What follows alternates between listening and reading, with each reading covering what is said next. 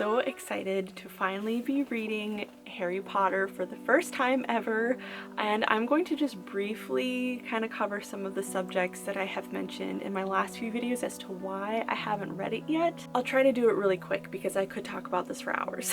As a kid, I was a huge Harry Potter fan. I always watched the movies, all the time. I thought they were so comforting and so inspiring and just so cozy, and I just absolutely adored them. I remember my aunt who had introduced me to them, she had said, just so you know, everything that's in this movie is fiction, it's pretend, it's not real.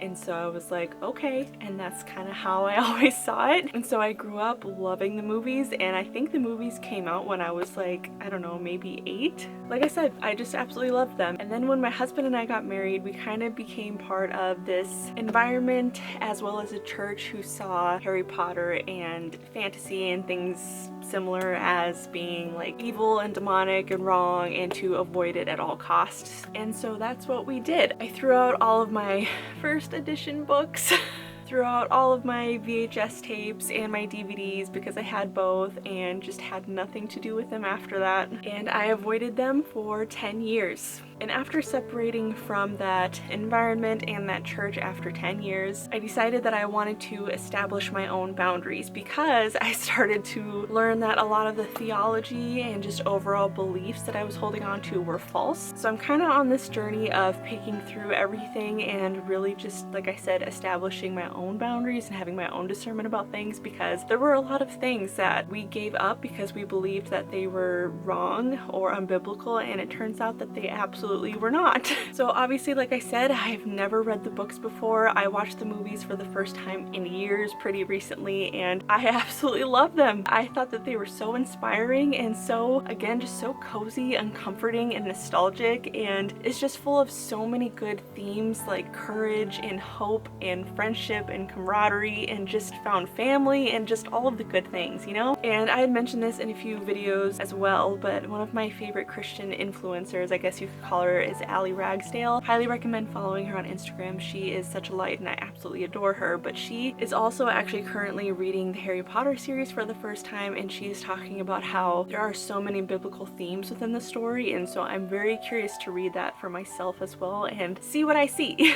Because if you've been here a while, you know that I typically see biblical themes in most of the things that I read. I just, as a Christian, I always have my Christian lens on, and that's just how I tend to see things. In fantasy stories or even in like romance stories or whatever it is, that's kind of just the lens that I have all the time. And then one of my favorite pastors to listen to is Frank Turek, and he has an entire video talking about all the biblical parallels with Harry Potter as well as other fantasy stories as well, such as Lord of the Rings and Star Wars and even the Marvel universe as well. He has a book called Hollywood Heroes that I have not read yet, and I know I've mentioned it so many times on this channel, but it is a book that I do want to get because I'm very curious to see the parallels in all of those universes. I do believe that there is a difference between practicing real Wicca witchcraft magic and fantasy fictional, not real pretend magic, and that's just kind of how I view things. And I've said this in the past that I feel like if Harry Potter was called the School of Magic and Power or whatever, people would have a different view of it, but because it uses the words witchcraft and things like that, people have a problem with it. I'm sure a lot of us, especially as Christians, absolutely love Narnia and Lord of the Rings, which also have witches and wizards in them. So it's just kind of an interesting dynamic to explore, I think. But regardless, I said I would keep it short, so that is my little disclaimer, I guess. I'm just going into this with an open mind of creating my own boundaries, personally, biblically, whatever it is, and I'm just gonna see how I feel about these books. And so far, honestly, I'm really loving it. I am 48 pages in, so just to the part where Hagrid comes and meets Harry for the first time on his birthday, and I am really loving this. As odd as this sounds, because this is like a children's book, for some reason I wasn't expecting it to read like one, so I'm very surprised at how like young adult or middle grade, I'm not sure which this is, I'm surprised at how it sounds so much like that. Obviously, like I said, I should have known, but for some reason that was a surprise to me, but I really like it a lot, and I'm surprised at some of the differences as well, because obviously in the movies the Dursleys are horrible, right? They're terrible. In the book they're so much worse. So much worse. I was so surprised. But the other difference that I was like, oh oh my gosh, I almost got emotional about it, is the mention of Sirius Black. I didn't know that he was mentioned so early on, and I really wish that they would have put this in the movie. But it's when Hagrid comes to meet Dumbledore and Professor McGonagall to deliver Harry to the Dursleys, and Hagrid arrives on that motorcycle, of course, and Dumbledore asks him where he got it, and Hagrid replies, "Borrowed it, Professor Dumbledore, sir. Young Sirius Black lent it to me." Sirius and Neville are my two favorite characters, so that like hit me right in the heart and I loved it so much. But it just got me thinking about J.K. Rowling and how like much thought and passion she's put into the story, that she would bring up a character whom, as far as the movies go, doesn't come up until the third one, and now he's being mentioned in the very first book like right away. So she had like this whole story and universe created in her mind before she put it to paper. So like she didn't just make this up as she went, you know? So I think that's just really, really cool. So yeah, that is really one of the only like main differences that I really wish would have been included in the movie. I do think it's pretty interesting that in the book it mentions how everybody kind of knew about the whole thing that happened with Voldemort, as far as him killing Harry's parents and things like that. Like it goes on about Vernon hearing people in the street talking about Potters and things like that, and so that's not something that we got in the movie, so I'm just really enjoying all the differences that I'm picking up on. So yeah, all that to say, I just wanted to get this video started sooner rather than later. I am just getting off of work right now, so I am going to do some house chores, wash some dishes, get some dinner started, do my Bible study, and then sit down and read this. I have a Harry Potter like Hogwarts ambiance going on my work computer.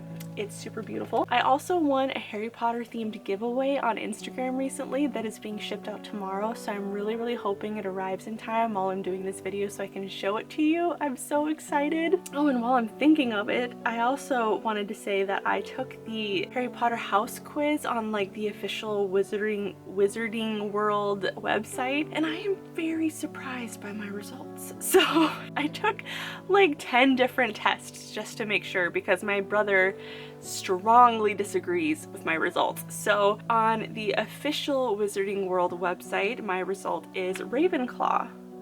Wow, my screen looks dirty. So I was very surprised by that, because in a lot of the other tests that I've taken in the past, I always got Hufflepuff. But I think it's because I very much value wisdom, I enjoy reading, and I enjoy learning. So I think those are kind of the main things that put me in that house. I don't know. But anyway, so I took another test and I got Ravenclaw again. I took another test and I got Ravenclaw again. I took another test, and this one was the most surprising because I've only ever gotten this result twice, I think, ever, because I've taken these tests before in the past, and I got Slytherin.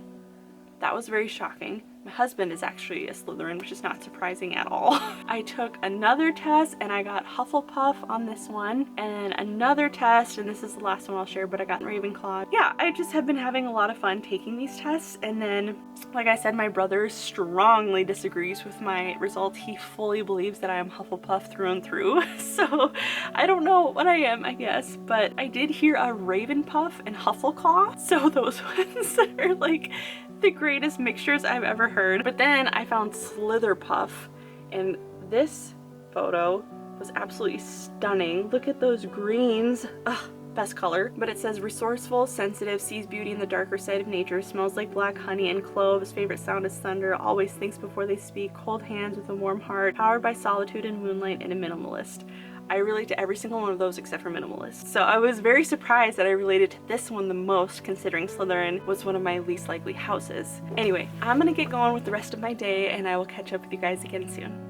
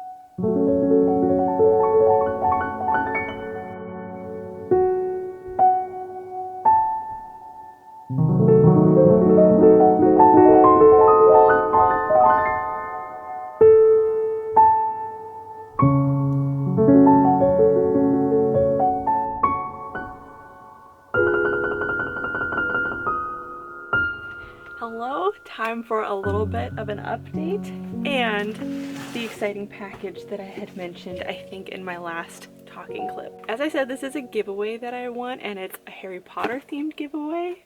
And I'm so excited. It is from, I can't remember her username, but her name is Alice, I believe. She's fabulous. You should follow her. Here's her handle. And okay, let's open the package. I have been dying to open this. I checked the mail like 2.5 hours ago, and I wanted to make sure I opened this on film, so I've just been like being patient. I think I mentioned before that part of this giveaway was answering what your Hogwarts house is, and I am always torn between Ravenclaw and Hufflepuff. And it was kind of funny, my husband and I were talking about it the other night because again we got into like this whole Harmony having an identity crisis because it can never be solidified, but he was like, I feel like you were born Hufflepuff and the world turned you into a Ravenclaw.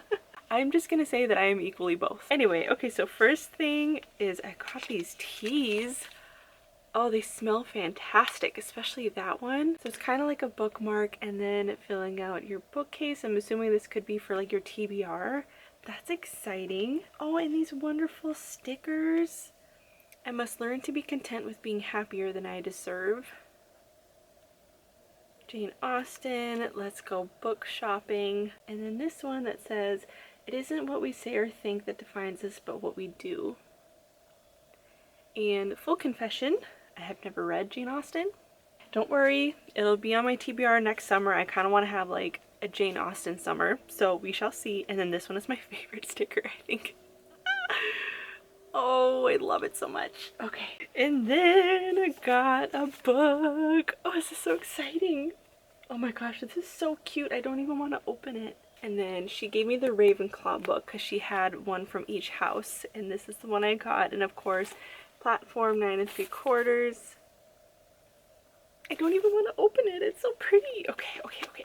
Oh, I don't like doing this. Oh my gosh. Okay, let's see what the book is. I'm so nervous, but I'm excited. I'm equally excited. Okay. This is on my wish list. The 7-year slip. Oh yay, that's so exciting. How fun. Romantic and irresistible. Oh my gosh. This is such a fantastic pick. So this is kind of like, I don't know if you guys have seen the movie with Keanu Reeves and Sandra Bullock. What is it called? The Lake House? But basically it's like lovers that are alive in different times, I guess. Main character's name is Clementine West. She works in publishing, but when she moves into her late aunt's apartment and finds a strange man standing in the kitchen, a man with kind eyes, a southern drawl, and a taste for lemon pies, her well-laid plans begin to fall apart because he's the type of man who, before it all, she would have fallen head over heels for, and she still might. Except he exists in the past, 7 years in the past to be exact, and she quite literally lives 7 years in the future. That's so exciting. Oh, I'm so excited. Thank you so much. It's so fun. Oh, I can't wait to read that. Okay, so I'm just going to show you the big thing. This is so cool. I was gifted the Scentsy Harry Potter Hogwarts warmer. This is so fun. Oh my gosh. And I have a ton of beeswax because I always buy beeswax every time we go to like a town event or something like that. So I'm basically mostly going to use this for beeswax and essential oils. Oh, this is so stunning. Look at that.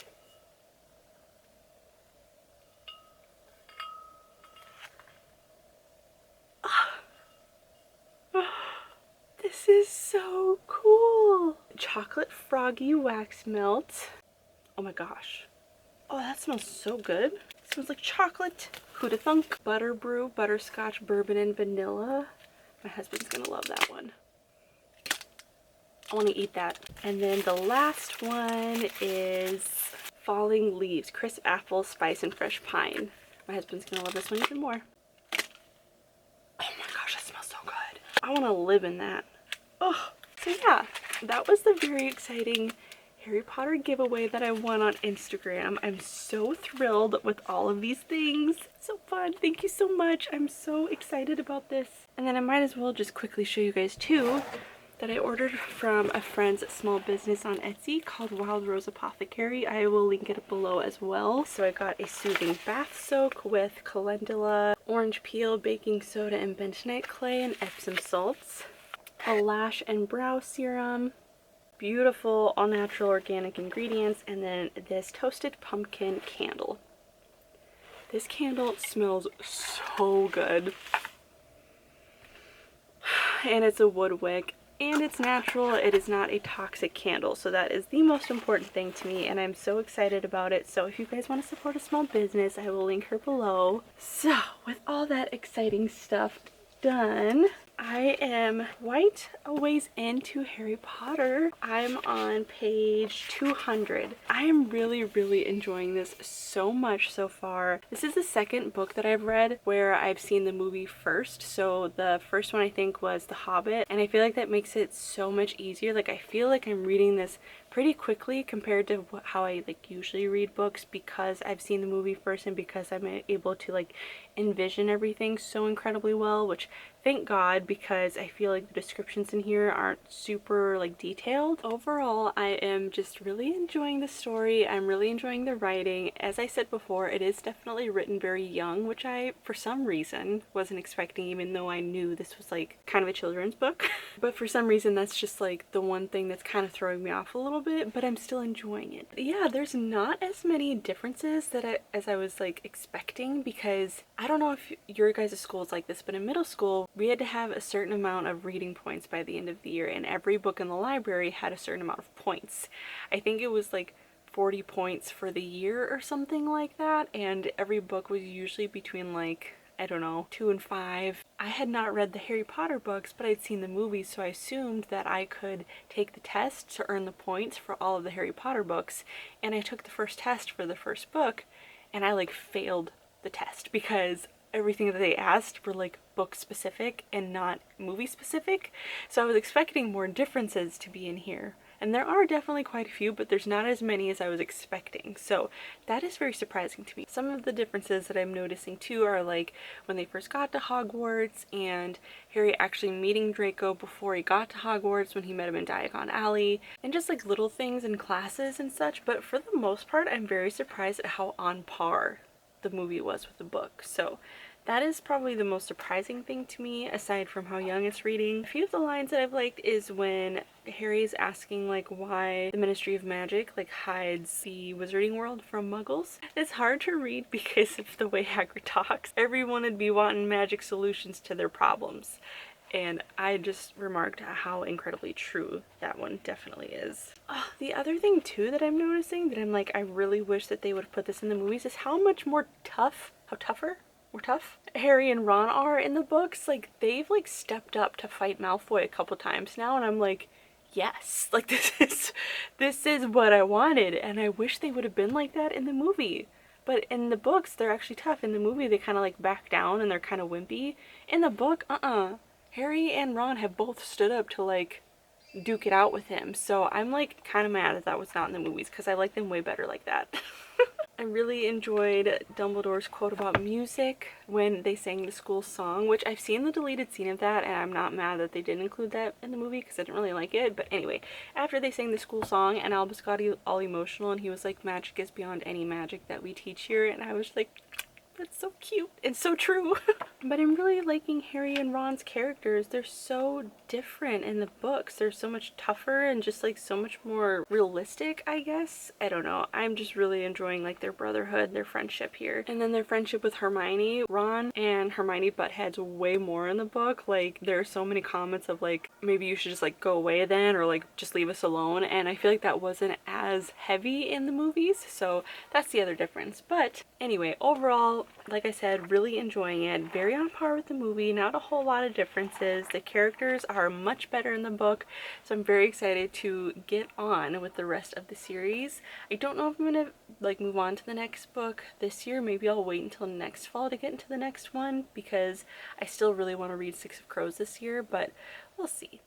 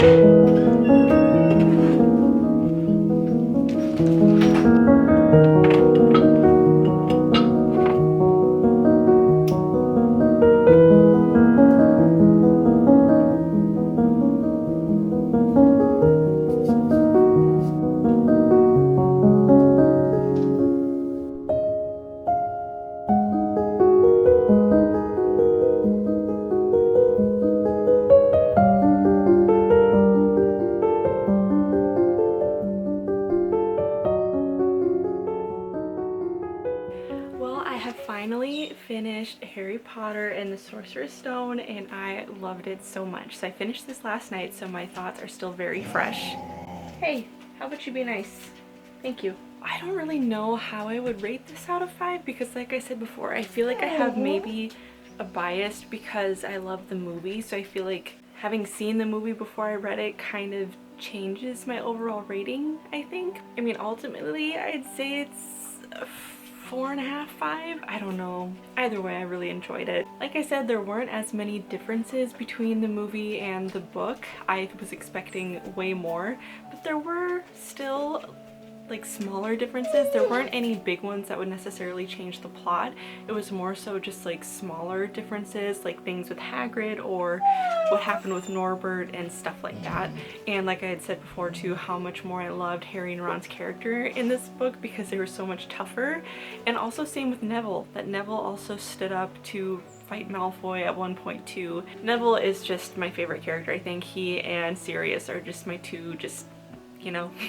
So yeah, I guess I don't really have a whole lot to add to that other than just saying that I loved it. I will say that as far as like faith goes, and I'd said that I would give like a Christian perspective from it, I really did find so many biblical allegories within this story. I mean, I feel like there are the more obvious ones later in the books, but in the beginning too of Harry's story, when he is rushed into hiding as a baby because the evil one is trying to kill him, similar to Jesus' story with the slaughter of the innocent and him being the chosen one, and ultimately Harry being sacrificed for people just as Jesus was sacrificed and resurrected just as Jesus was resurrected. I feel like there are a lot of those more obvious points later on in the story, but I don't know, I guess it was more so just like wisdom points that I found to be really biblical.